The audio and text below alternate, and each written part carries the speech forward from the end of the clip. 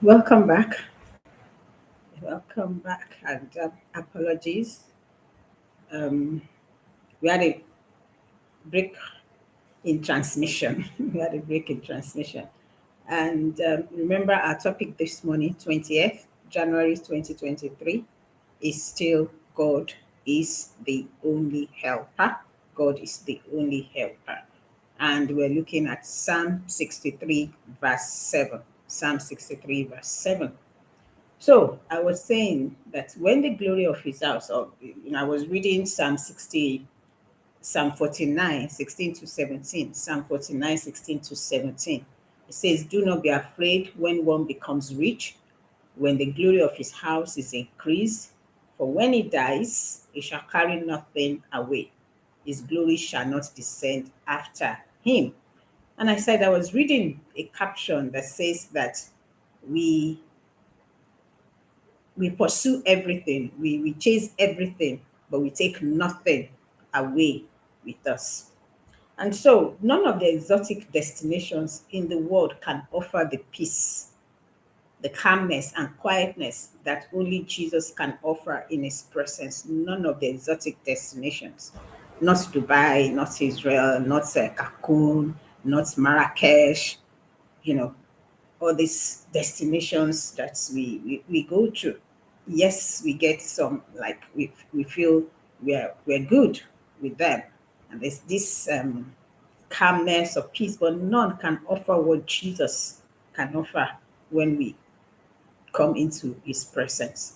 And that is why David wrote, "My soul follows close behind you." Remember, I read verse 8 as well, and that is Psalm 63, verse 8, when it says, "My soul follows close behind you, your right hand upholds me." Praise God. So David had come to this place in his relationship with God. And this is the place I want you and I to come to, where we know that regardless of what is going on, we know that God is our divine helper. So while in the wilderness, fleeing from the army of his rebellious son, he said to the Lord, "My lips shall praise you." That I will still continue to sing the praises of God. My son, my own son, sending me out of the throne.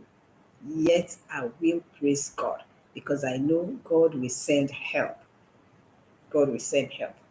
But he also spoke of remembering God, meditating on him, and rejoicing in the shadow of his wings.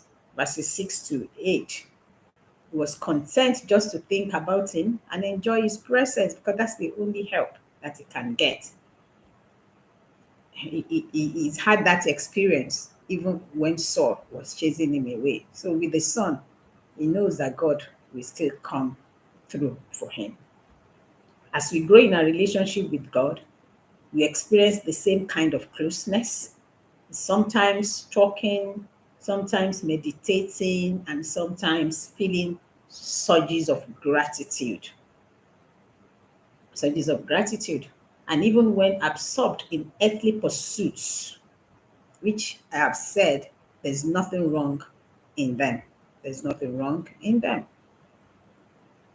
We feel a quiet inner freedom to speak or not to speak with Him, knowing that He's always there for us.